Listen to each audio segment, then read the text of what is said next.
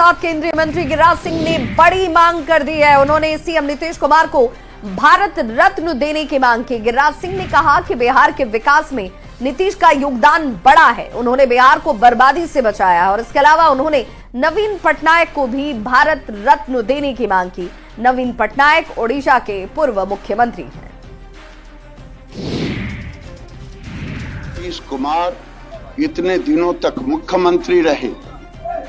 आज के बच्चे जो 30 साल के हो गए हैं, उन्होंने नहीं देखा लालू जी का जंगल राज, कुव्यवस्था, सड़कें, अस्पताल, स्कूल जर्जर स्थिति थी। आज उसको एक ऊंचाई पर ले जाने का काम किया है। और उड़ीसा में नवीन पटनायक ने भी वर्षों तक सेवा की। ऐसे व्यक्ति को देश में पुरस्कृत करने की जरूरत है, चाहे जिस भी पद से स्वीकार किया जाए। भारत रत्न जैसे चीजों से नवाजा जाए। नीतीश कुमार को भारत रत्न देने की गिरिराज सिंह की मांग का जेडीयू और बीजेपी के कई दूसरे नेताओं ने भी समर्थन किया है और कहा है कि नीतीश कुमार ने जिस जंगल राज और कुव्यवस्था से बिहार को निकालकर यहां तक लाया है, उसके लिए नीतीश कुमार को भारत रत्न मिलना ही चाहिए। आज केंद्रीय गृह मंत्री गिरिराज सिंह जी ने बिहार के लोकप्रिय मुख्यमंत्री नीतीश कुमार जी को भारत रत्न से विभूषित करने की मांग रखी। निसंदेह नीतीश कुमार जी से बेहतर इस उपाधि के लिए कोई हकदार नहीं हो सकता है। निसंदेह अगर ऐसा कोई निर्णय भारत सरकार करती है तो जनता दल यूनाइटेड के कार्यकर्ता केवल नहीं, ये पूरे बिहार के लोगों के लिए अत्यंत सम्मान की बात है।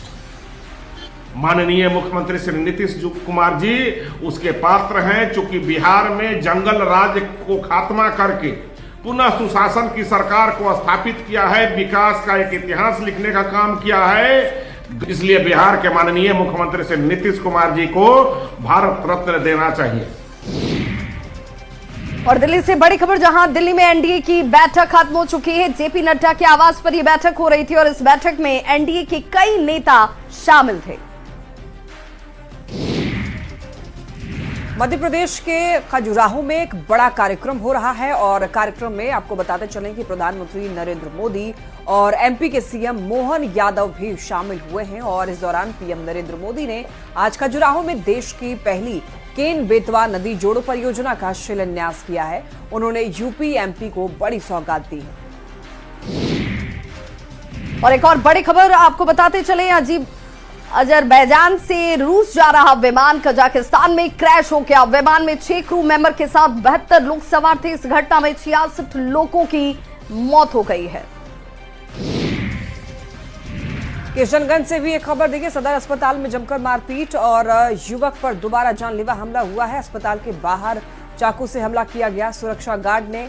हालांकि इसके बाद लाठीचार्ज किया। अस्पताल में अफरा तफरी जैसा माहौल बना रहा। हालांकि मारपीट की वजह फिलहाल साफ नहीं हो पाई है। कोई दुश्मनी कुछ भी नहीं, ना हमको जानता है ना हम जानते उस लोग को। हम सामान लेने गए तो वो लोग आके डायरेक्ट मेरे ऊपर हाथ उठा दिया, मारा उड़ा। राइगर भी था वो लोग के पास, गन भी था, सब कुछ। ऐसे जानलेवा हमला क्यों किया गया फिर? नहीं पता हमको, हम जाके सामान ले गए। हाँ, तो अपने आप जाके मार दिया। जानते हो कौन है? देखेंगे तो पहचान लेंगे। एक का नाम आकाश यादव। बिहार में नेता प्रतिपक्ष तेजस्वी यादव ने कहा कि नीतीश कुमार को पूरी तरह से बीजेपी चला रही है। नीतीश कुमार बीजेपी के कब्जे में है। सीएमओ का नियंत्रण बीजेपी नेताओं के पास है, जिस पर एनडीए के नेताओं ने एक सुर में पलटवार शुरू कर दिया और लालू राबड़ी शासनकाल का हवाला देकर अपने गिरेबा में झांकने की नसीहत दे दी। साथ ही बीजेपी नेताओं ने तेजस्वी यादव की भाषा पर भी सवाल उठाए और कहा कि तेजस्वी तो खुद अपने पिता को हाईजैक कर पार्टी पर कब्जा कर चुके हैं। वहीं डिप्टी सीएम विजय सिन्हा ने यहां तक कह दिया कि लालू प्रसाद को बिहार की बर्बादी का सबसे बड़ा नायक कहा जाना चाहिए। उसकी भाषा, नेता प्रतिपक्ष का एजेंडा और भाषा पर हम लोग वक्तव्य नहीं देते हैं। जो बिहार को बर्बाद किया, जो बिहार को जंगल राज का स्वरूप में गुंडा राज में तब्दील किया और बिहार के अंदर एक फ्रॉडिज्म का राजनीति का शुरुआत किया है, श्रीमान लालू प्रसाद यादव बिहार के बर्बादी का सबसे बड़े नायक है। देखिए, तेजस्वी यादव भाषा संयम, वाणी संयम खो चुके हैं और जिस तरह की भाषा वो बोल रहे हैं, ये बहुत दुर्भाग्यपूर्ण है कि वो मुख्यमंत्री जी के लिए ये कहना कि हाईजेक हो गया है। राजद तो पूरी पार्टी हाईजेक रहती है, पिता पुत्र की ही पार्टी है। अब तो लालू जी को वो हाईजेक कर लिए हैं। आरोप तो लगाने का काम करते रहते हैं, जिनको कानून का, जिनको संविधान का, जिनको नियम की जानकारी बहुत नहीं होती है, इसी तरह का अनर्गल आरोप लगा करके अपना टीआरपी बढ़ाना। मंत्री जी, लेकिन दलील ये दी जा रही है कि बाबा साहब अम्बेडकर जी को लेकर जो बयान दिया गया था अमित शाह जी, उस बयान को लेकर नीतीश जी नाराज चल रहे हैं। नहीं, नाराजगी अब खुशी कैसे पता चल रहा है? उनको कैसे पता चला कि नाराज है नीतीश कुमार जी? नीतीश कुमार जी जो भी काम करते हैं नियम से करते हैं, कानून के हिसाब से करते हैं। राज्य की जनता के साथ जो कमिटमेंट है उनका, उसको पूरा करना। इसके पहले तेजस्वी यादव के आरोपों पर जेडीयू के मुख्य प्रवक्ता नीरज कुमार ने कड़ी प्रतिक्रिया दी। उन्होंने लालू राबड़ी शासनकाल का कच्चा चिट्ठा खोल दिया है। नीरज कुमार ने तेजस्वी को आईना दिखाया है। पॉलिटिकल है, उनके माता पिता के शासनकाल में होता था, जब वित्त विभाग उनके मामा चलाते थे और गृह विभाग शहाबुद्दीन के हाथ में होता था। माननीय तेजस्वी यादव जी, राजनैतिक रूप से कौन किसको हैक करता है, इसके तो आपके मां पिता का शासनकाल साक्षात उदाहरण है। वित्त विभाग कौन चलाता था? अघोषित रूप से आपके मामा मान्यवर साधु यादव जी, मान्यवर सुभाष यादव जी। फर्नीचर तक सुरक्षित नहीं रहता था, आपकी पार्टी है। और माननीय नीतीश कुमार जी का शासन का इकबाल ऐसा है कि हम जब पॉलिटिकल सिजेरियन इंजेक्शन देते हैं ना, वो दर्द असहाय करता है और पीड़ा भी असहाय निकलती है। तो तेजस्वी यादव के बयान पर सियासत थमने का नाम ही नहीं ले रही। एनडीए के नेता जहां तेजस्वी यादव और लालू राबड़ी शासनकाल की पोल खोलने में लगे हैं, तो आरजेडी और कांग्रेस के नेता तेजस्वी के इसी बयान के साथ मजबूती से खड़े दिख रहे हैं। देखिए, बिहार के नेता प्रतिपक्ष की कमान 4 लोगों के हाथ में है। पशुपालन चोर उनका पहला मालिक है, अपहरण उद्योग चलाने वाले उद्योगपति उनके दूसरे मालिक हैं, डकैती करने वाले डाकू उनके तीसरे मालिक हैं और सड़क पर मोटरसाइकिल छीनने वाले लुटेरे उनके चौथे मालिक हैं। यह है बिहार का नेता प्रतिपक्ष। देखिए, ये तो बहुत सच है कि नीतीश कुमार जी के हाथ से कंट्रोल जा चुका है। वो पहले वाले नीतीश कुमार जी नहीं कि खुद डिसीजन लेते थे, खुद मॉनिटरिंग करते थे। हर बात के लिए उनको कोई आदमी चाहिए, और जो आसपास के लोग हैं जो मंत्रा के रूप में काम कर रहे हैं, वो लोग अपने हिसाब से मुख्यमंत्री जी को चीजें बता रहे हैं। मतलब कहीं ना कहीं भारतीय जनता पार्टी का नियम और कंट्रोल लागू हो रहा है। बीजेपी ही पूरा सीएमओ को चला रही है।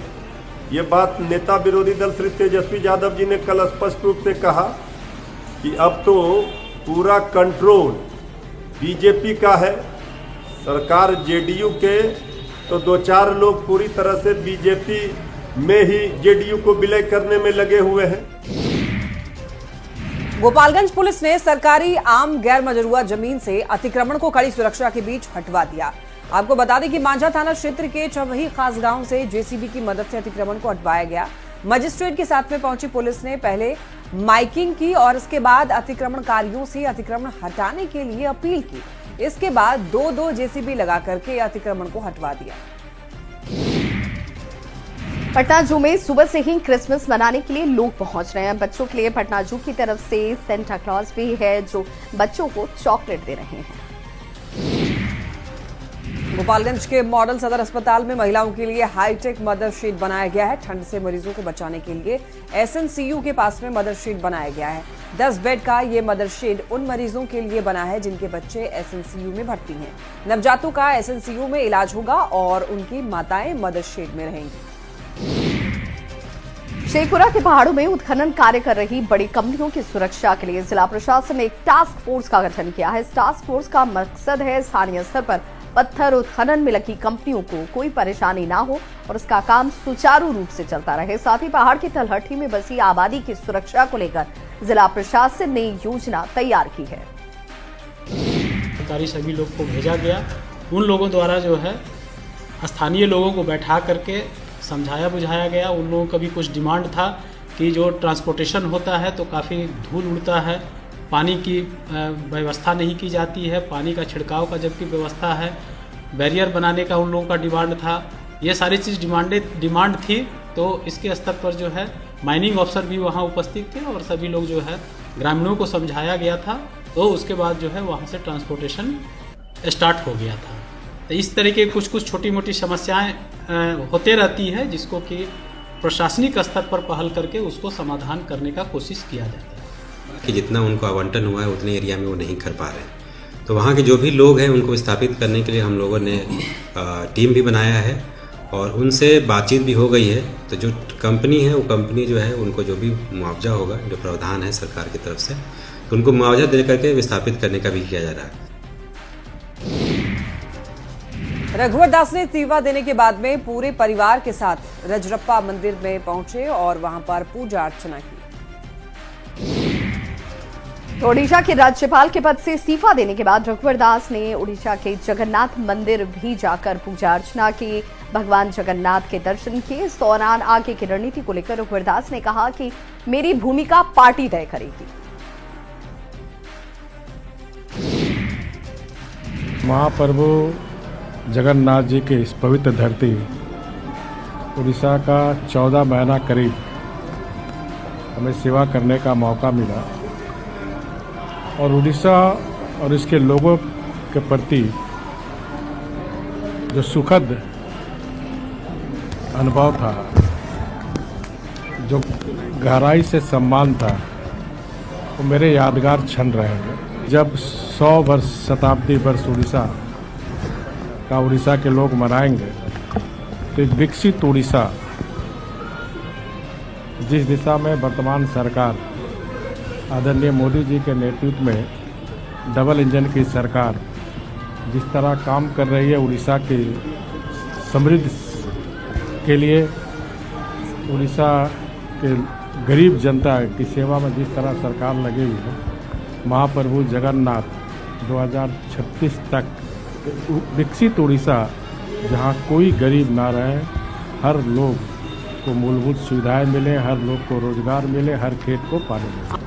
मेरी भूमिका पार्टी तय करेंगे, क्योंकि मैं एक बहुत सामान्य मजदूर परिवार से आता हूं और 1980 में ही मैं पार्टी का सदस्य बनकर बूथ अध्यक्ष से लेकर मंडल, प्रदेश, राष्ट्रीय स्तर तक और फिर झारखंड की जनता की सेवा करने का भी मौका मिला। ओडिशा के राज्यपाल रघुवर दास के इस्तीफा देने के बाद में बीजेपी के कार्यकर्ता उनके जमशेदपुर आवास पर पहुंचे। बीजेपी के युवा नेता पार्टी से रघुवर दास की वापसी की मांग कर रहे हैं और रघुवर दास इस्तीफा देने के बाद पूरे झारखंड के गलियारों में चर्चा का विषय बन चुके हैं। हालांकि रघुवर दास के परिवार के लोग रामगढ़ तीर्थ यात्रा पर चले गए हैं, लेकिन फिर भी उनके जमशेदपुर आवास पर बीजेपी के युवा नेता पहुंच रहे हैं। इस साल में उन्होंने झारखंड की जनता के लिए बहुत सारा काम किया है और खास करके विधानसभा में खास करके उन्होंने जो चाहते हैं कि उनका भाजपा में पुनः वापसी हो, और पूरी हम नहीं चाहते, पूरा ये झारखंड की जनता चाहती है कि उनका पुनः वापसी हो। चाहते ये हैं कि जिस तरीके से उन्होंने पूर्वी विधानसभा में अपना जो छाप छोड़ा है वह पूरे झारखंड में दोबारा आए और भाजपा की ओर से एक पूरा मजबूती मिले और हम लोग वापस से उनके नेतृत्व में सारा काम करें और पूरा झारखंड को विकास की ओर बढ़े। कि पूरी जनता चाह रही थी कि रघुवर जी का वापसी हो, घर वापसी, और गांव एरिया, बस्ती एरिया, मतलब ना यहाँ बहुत सारे पीड़ित हो गए थे कि नशा के ऊपर जो उनका मुहिम चला था रघुवर जी का, उसके बाद ये बहुत सारे को क्रिश्चियन में कन्वर्ट करने का, ये सब वही रघुवर जी वापस आए। हम लोग का एक बार फिर से मजबूती मिले, हम लोग को बहुत सारा बल मिलता था, उनसे हम लोग को कुछ नई बातें सीखने मिलती थी और हम लोग को बहुत गर्व होता था कि वो हमारे बारीडीह मंडल के ही अंदर में आते हैं और उनका आवास उनका हम लोग का बारीडीह में आता है। तो ओडिशा के राज्यपाल के तौर पर रघुवर दास के इस्तीफे के बाद से सियासत गर्म है। रघुवर दास की बहू और बीजेपी विधायक पूर्णिमा साहू और उनके पुत्र ललित दास ने न्यूज 18 से खास बातचीत के दौरान पूर्णिमा साहू ने कहा कि रघुवर दास जी की जिम्मेदारी किस रूप में होगी ये केंद्रीय नेतृत्व तय करेगा, लेकिन उनकी संभावित पॉलिटिकल एंट्री पर झारखंड की राजनीति से जुड़े लोग और परिवार के लोग बेहद खुश हैं। रघुवर दास के पुत्र ललित दास ने कहा कि पापा के आने से परिवार के लिए बहुत खुश हूं। अटल बिहारी वाजपेयी की 100वीं जयंती पर झारखंड में भी उन्हें याद किया गया। बीजेपी नेताओं ने विधानसभा परिसर में आदमकद प्रतिमा पर श्रद्धा सुमन अर्पित करके उन्हें याद किया। इस दौरान बाबूलाल मरांडी ने कहा है कि अटल जी ने न केवल अलग अलग राज्य ही बनाया है, बल्कि जनजातीय समाज के तीव्र विकास के लिए अलग मंत्रालय बनाए। उन्होंने विकसित और स्वाभिमानी भारत का सपना देखा। इसके लिए सुशासन पर बल दिया, जिसका सीधा संबंध अंतिम व्यक्ति तक विकास की पहुंच है। और झारखंड के हम सब लोग तो ऋणी हैं, और मैं तो कहता हूं कि उनके साथ मंत्रिमंडल में भी रहे हैं। सरकार जब नहीं थी तो संगठन में भी हम सब लोग रहे, काम किए थे। और राज्य बना तो राज्य के मुख्यमंत्री भी बने, तो अनेक अनुभव उनके साथ रहे, स्मृतियां है। तो लंबे विषय है, अलग अलग समय की, अलग अलग घटनाओं की। लेकिन मैं एक ही कह सकता हूं कि भाई अटल जी जीवन पर्यंत जिसको कहते हैं ना, वो देश के लिए जिया और देश के लिए। वो दिन भुला नहीं है जब कई ऐसे वाक्य हैं, लेकिन उन्होंने पोखरण में जो परमाणु परीक्षण किया, अमेरिका के दबाव के बावजूद उन्होंने किया, तो नाम ही अटल था। तो अपने निर्णय पर हमेशा अटल रहते थे। तो ऐसे अटल बिहारी वाजपेयी जी को सत नमन करते हैं, श्रद्धा सुमन करते हैं। झारखंड के राज्यपाल संतोष कुमार गंगवार ने अटल बिहारी वाजपेयी जी की जयंती पर श्रद्धा सुमन अर्पित किए। राज्यपाल ने राजभवन के दरबार हॉल में उनके चित्र पर माल्यार्पण कर श्रद्धांजलि दी। राज्यपाल ने कहा कि अटल जी का जीवन राष्ट्रीय एकता, लोकतांत्रिक मूल्यों और विकास के प्रति समर्पण का प्रतीक है। उन्होंने अपने विचारों और कार्यों से भारतीय राजनीति को एक नई दिशा दी है। अटल जी के आदर्श सदैव सभी के लिए प्रेरणा के स्रोत हैं। सीएम हेमंत सोरेन ने शहीद निर्मल महतो की जयंती के मौके पर जेल मोड़ पर उनकी प्रतिमा पर माल्यार्पण किया और पुष्पांजलि दी। इस मौके पर उन्होंने कहा कि यह गर्व की बात है कि हमारे इस झारखंड की धरती पर ऐसे महापुरुषों का जन्म हुआ है। हम लोग भी उनके विचारों को लेकर इस राज्य की जनता के लिए तात्पर्य और हमेशा से खड़े हैं। इस झारखंड के धरती पर ऐसे महापुरुषों का जन्म हुआ।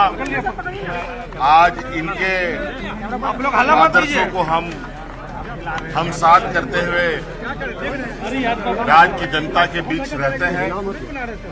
और आज झारखंडी अस्मिता,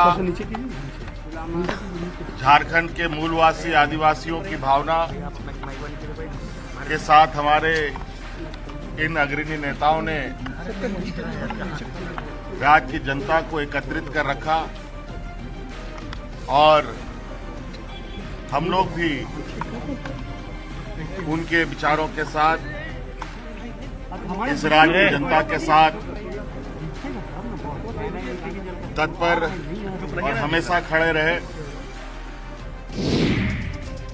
सीएम नीतीश कुमार 26 दिसंबर को प्रगति यात्रा के तहत शिवहर पहुंचेंगे। पिपराही प्रखंड मुख्यालय और मसौढ़ा पंचायत में वो करोड़ों रुपए की योजनाओं की सौगात लोगों को देंगे। कार्यक्रम की तैयारी को लेकर सभी विभाग के अधिकारी जुटे हुए हैं। इस यात्रा में मुख्यमंत्री जी के साथ सभी वरीय माननीयगण तथा सभी विभागों के अपर मुख्य सचिव वगैरह रहेंगे और शिवहर की सभी ज़रूरतों पर और जो अभी तक यहाँ काम हो रहा है और अन्य आवश्यक निर्देश आगे बढ़ने के लिए सभी महानुभावों द्वारा दिए जाएंगे। कितना की योजना? कुल 2। और इसी के साथ